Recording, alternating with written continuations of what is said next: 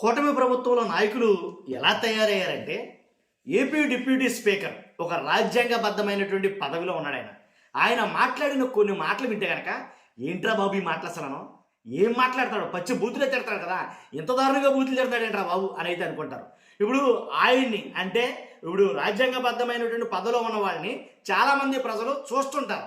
కాబట్టి అలాంటప్పుడు ఎలాంటి మెసేజ్ వెళ్తుంది అనేది ఇంపార్టెంట్. కానీ ఆయన ఎవరు బూతులు తిట్టాడు, అసలు దేనికోసం బూతులు తిట్టాల్సి వస్తుంది? ఇప్పుడే ఇలా మాట్లాడటం కాదు, గతంలో కూడా కొన్ని వివాదాస్పద వ్యాఖ్యలు అయితే కనుక రఘురామకృష్ణరాజు గారు మాట్లాడుతూనే ఉన్నాడు ఆయన. కానీ ఇప్పుడు రీసెంట్గా ఈ వీడియో అయితే కనుక బీభత్సంగా వైరల్ అవుతుంది. నేను అదేంటో నేను చెప్పను, కానీ ఆ వీడియో ప్లే చేస్తాను, మీరు చూడండి.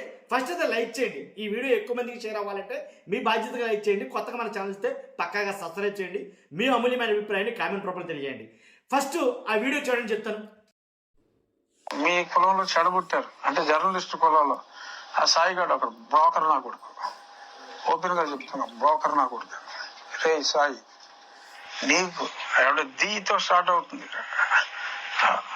ఆ ఛానల్ పూర్తిపోయారు కింద ఏదో మీ కులంలో చెడబుట్టారు అంటే జర్నలిస్ట్ కులంలో ఆ సాయిగాడు అక్కడ బ్రోకర్ నా కొడుకు, ఓపెన్ గా చెప్తున్నా, బ్రోకర్ నా కొడుకు. రే సాయి, నీకు ఎవడ దీతో స్టార్ట్ అవుతుంది ఆ ఛానల్ పూర్తిపోయారు కింద ఏదో చిన్న అక్షరాలు రాస్తాడు ఆడు అదే పనిగా జగన్మోహన్ రెడ్డి బాగా. అలా కొంతమంది ఉన్నారు, వాళ్ళ పెయిడ్ వెబ్ ఛానల్స్, కొన్ని అంకిల్ ఛానల్స్ ఉన్నాయి, దానికి కూడా కొన్ని పేమెంట్లు వాళ్ళు వేస్తారనుకుంటా, సాక్షి యజమాన్యం ఆడికి రిలయబిలిటీ తక్కువ అని.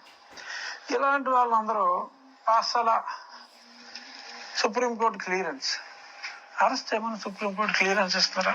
నా కొడకల్లారా, సారీ, రాజ్యాంగబద్ధ పదవిలో ఉన్న కొంతమందికి అర్థమయ్యే భాషలో చూశారుగా, విన్నారు కదా ఆయన మాట్లాడిన మాటలు ఎంత ఘోరంగా ఉన్నాయో, ఎంత దారుణంగా అయితే ఉన్నాయో మీరు విన్నారు కదా.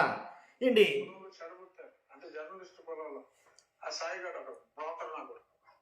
జర్నలిస్ట్ కులంలో చెడబుట్టారట ఆ సాయిగడు ఒకడు. ఎలా మాట్లాడాడు ఆయన, పైగా ఆయన అసలు ఉపయోగించకూడని పదాలు ఉపయోగించాడు ఆయన, బూతులు మరీ దారుణంగా. కానీ ఇలాంటి బూతులు అసలు అంటే డిప్యూటీ స్పీకర్గా ఇప్పుడు వేరే వ్యక్తి మాట్లాడితే అది వేరే విషయం. వీళ్ళు ఒక సొసైటీని రిప్రజెంట్ చేసే, పబ్లిక్కి రిప్రజెంట్ చేసే వ్యక్తులు వీళ్ళు. కానీ వీళ్ళు మాట్లాడాల్సిన మాటలు ఆచితూచి మాట్లాడాలి. ఇలా మాట్లాడితే సభ్య సమాజం తలదించుకోవాలి, ఎలాంటి డౌట్ లేదు. అంటే ఒక యువత ఎలా చూస్తుంది ఇలాంటి వాళ్ళని? అరే ఏపీ డిప్యూటీ స్పీకర్ అంట, ఆయనే మాట్లాడేట్రా ఏమని, డాష్ నాగాళ్ళు అని, లేకపోతే ఇలాగా ఆయన ఏదైతే మాట్లాడే ఇలాంటి మాట్లాడి కూడా. కాబట్టి అంటే నాకు మాట్లాడడానికి నాకే మనసు రావటం లేదు. అలాంటి వ్యాఖ్యలు అయితే నేను వాయలేడు.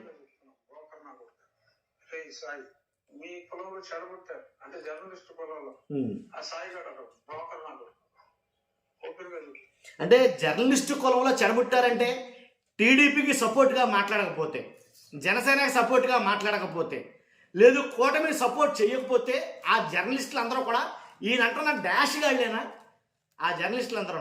మరి అలాంటప్పుడు ఇంచుమించుగా కూటమి ప్రభుత్వాన్ని సపోర్ట్ చేస్తూ టీడీపీని కావచ్చు, జనసేనని కావచ్చు, బీజేపీని కావచ్చు, వాళ్ళని సపోర్ట్ చేస్తూ మాట్లాడుతున్న ఇంచుమించుగా సుమారుగా 600 యూట్యూబ్ ఛానల్ దాకా ఉన్నాయని బోగట్ట.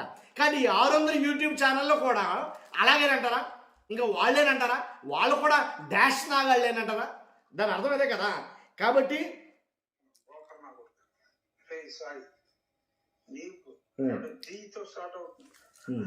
డీతో స్టార్ట్ అయ్యి యూట్యూబ్ ఎవరిదండి?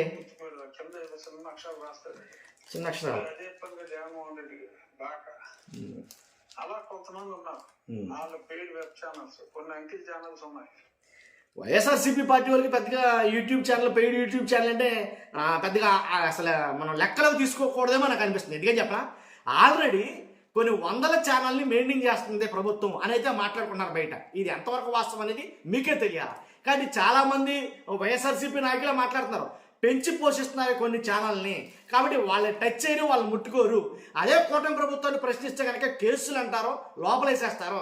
కాబట్టి వాళ్ళందరూ వద్దు అంటే మన గురించి మాట్లాడకపోతే కనుక, మన గురించి ప్రశ్నిస్తే కనుక వాళ్ళు అది అయిపోతారు ఇక డాష్ గార్డ్ కింద లెక్క. కాబట్టి ఈ రకంగా అయితే కనుక ఈ వ్యాఖ్యలు బీభత్సంగా అయితే వైరల్ అవుతున్నాయి. కాబట్టి నేను మీ ముందుకు వీడియో తీసుకురావడం జరిగింది. చూస్తున్న మీరు అందరూ కూడా మీ అభిప్రాయం ఏంటో కామెంట్ రూపంలో తెలియజేయండి. ఫస్ట్ అయితే లైక్ చేయండి. Thank you very much.